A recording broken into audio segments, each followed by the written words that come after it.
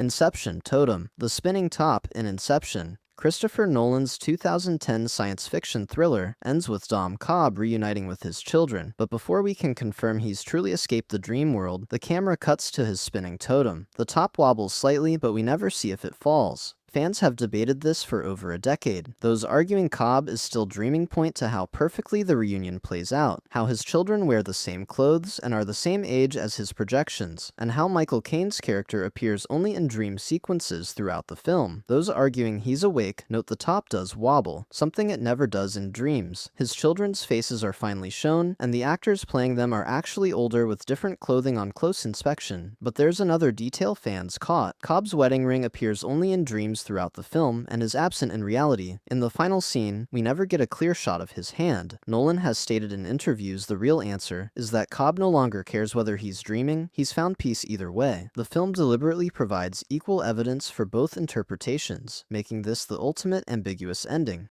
The Thing Test. Who's infected at the end of The Thing? John Carpenter's 1982 horror masterpiece concludes with MacReady and Childs as the only survivors, sitting in the Antarctic cold, uncertain if the other is human or the alien organism. Fans have scrutinized every frame of this scene for decades. The most popular theory examines their breath vapor. MacReady's breath is visible in the freezing air, but Child's breath produces no fog. Since the Thing is revealed earlier to be vulnerable to heat and likely cold-blooded, this suggests Child's is infected. However, defenders of Child's being human note the vapor inconsistency appears throughout the film due to practical filming effects, making it unreliable evidence. Another theory focuses on the drink MacReady offers Childs. Some argue it's gasoline, not alcohol, and MacReady is testing if Childs will drink it without reaction, as the Thing wouldn't know the difference. Childs drinks it without issue, but this could mean he's just accepting a drink from a fellow survivor in their final moments. Carpenter has confirmed he intentionally left the ending open. The film supports both readings equally. Either man could be infected, both could be infected, or neither could be infected. There's no definitive answer.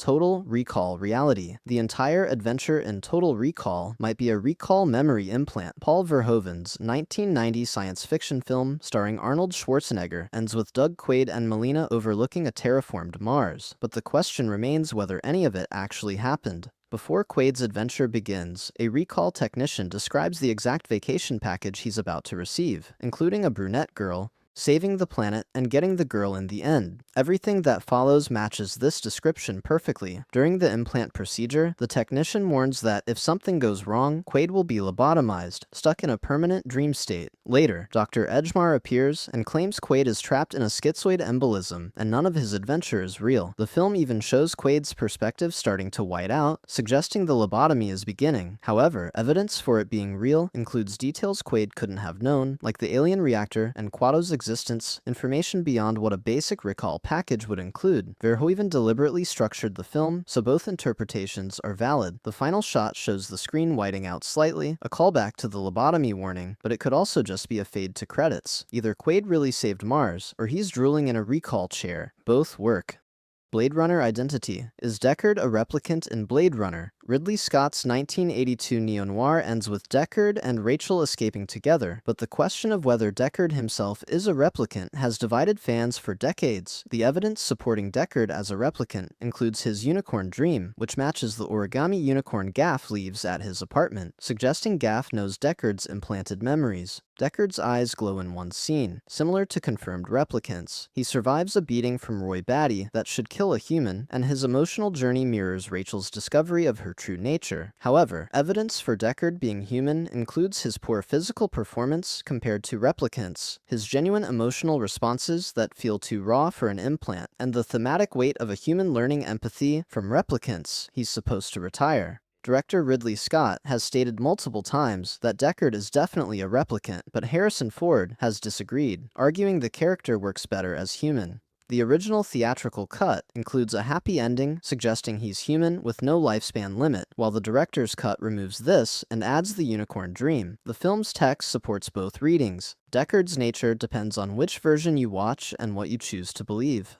Shutter Island Sane. Is Teddy Daniels actually insane in Shutter Island? Martin Scorsese's 2010 psychological thriller presents itself as a mystery where federal marshal Teddy Daniels investigates a missing patient at an asylum, only for the ending to reveal he's actually Andrew Laetis, a patient himself, and the entire investigation was role-play therapy. However, evidence suggests the conspiracy Teddy uncovered might be real. The hospital staff's behavior is genuinely suspicious throughout. His partner Chuck makes serious investigative errors for a supposed federal marshal. Dr. Cawley's explanations contain inconsistencies. The missing patient, Rachel Solando, appears in a cave and gives warnings that make sense only if the conspiracy is real. The storm conveniently traps them on the island right when Teddy gets close to the truth. Most compelling is Andrew's final line. After the reveal, he asks his doctor, which would be worse, to live as a monster or to die as a good man. This suggests he's sane and choosing lobotomy over living with his memories, not relapsing into delusion. Yet evidence for his insanity includes consistent details matching his dead wife's appearance and his children's faces, the perfect psychological profile Dr. Cawley presents, and the enormous resources required to fake such an elaborate conspiracy. Scorsese provides equal weight to both interpretations. Either Teddy is insane and the therapy is real, or he's sane and choosing to let them think he's crazy.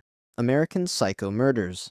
Did Patrick Bateman actually kill anyone in American Psycho? Mary Herron's 2000 adaptation of Bret Easton Ellis's novel ends with Bateman confessing his murders to his lawyer, only to be told that's impossible because one victim, Paul Allen, is alive and well in London. The evidence suggesting Bateman imagined everything includes the increasingly impossible violence, like the chainsaw sequence and the shootout where he blows up police cars with a handgun. Paul Allen's apartment shows no evidence of the murders Bateman committed there. His lawyer insists he had dinner with Allen in London after his supposed death. Bateman's secretary finds his diary filled with violent drawings, not actual evidence. The yuppie culture presented is so vapid that characters constantly mistake each other's identities, suggesting Bateman himself might be unreliable about everything. However, evidence the murders are real includes Bateman's genuine distress throughout, the detective investigating Paul Allen clearly suspecting him, his lawyer being too drunk to remember who he had dinner with, and possibly confusing another yuppie for Allen, and Bateman returning to the apartment on a different night when it's been cleaned and sold to cover up the crimes. The film deliberately maintains both possibilities. Herron structures every violent sequence to work as either reality or fantasy. Bateman either got away with serial murder in a society too self-absorbed to notice, or he's a psychopath who can only fantasize about the violence he craves. By the way, if you're enjoying what you're watching so far, I post videos like this all the time. Subscribing would really help out.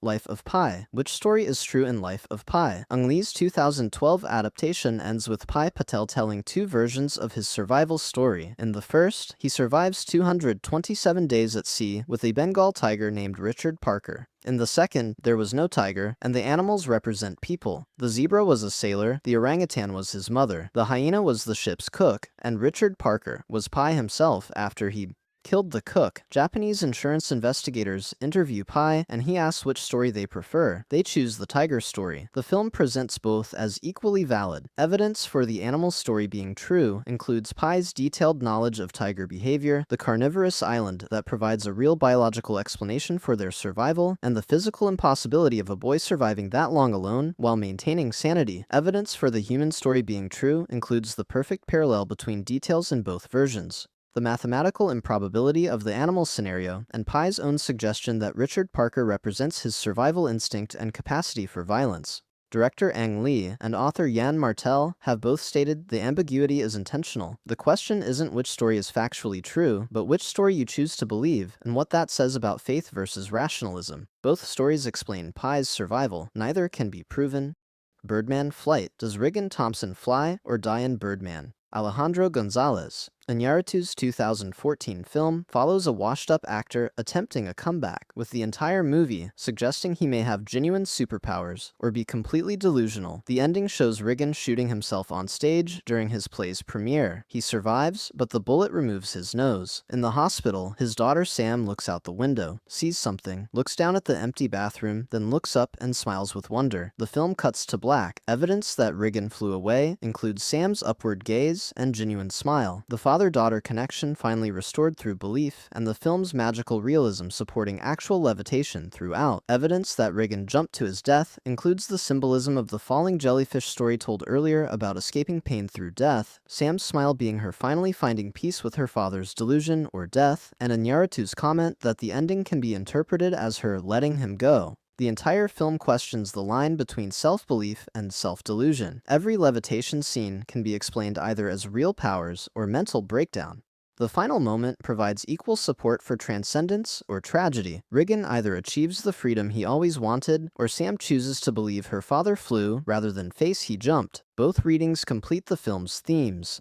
Enemy interpretation. What the ending of Enemy actually means. Denis Villeneuve's 2013 psychological thriller ends with Adam discovering a giant tarantula in his apartment and his wife or girlfriend transforming into a human-sized spider. The film follows two identical men, Adam and Anthony, who may be the same person or doppelgangers. Theories about the ending vary wildly. Some argue the spiders represent totalitarianism, pointing to the opening scene in an underground sex club and symbols of authoritarian control. Throughout Toronto, others claim the spiders symbolize female chaos and Adam's fear of commitment, with women literally transforming into the thing he fears when relationships become serious. Another interpretation suggests Adam and Anthony are the same person, with Anthony representing Adam's desire to cheat and escape domesticity, and the spider revealing this internal struggle. Villeneuve has stated the film deliberately supports multiple readings. He's confirmed the spiders relate to themes of control and relationships, but refuses to provide a single explanation. The transformation could be hallucination, metaphor, or literal depending on how you interpret the entire film's reality. Evidence exists for psychological breakdown, totalitarian allegory, relationship commentary, or supernatural horror. The screenplay was adapted from José Saramago's The Double, which also refuses simple answers. Whether the ending is Adam's fear, his wife's true nature, political symbolism, or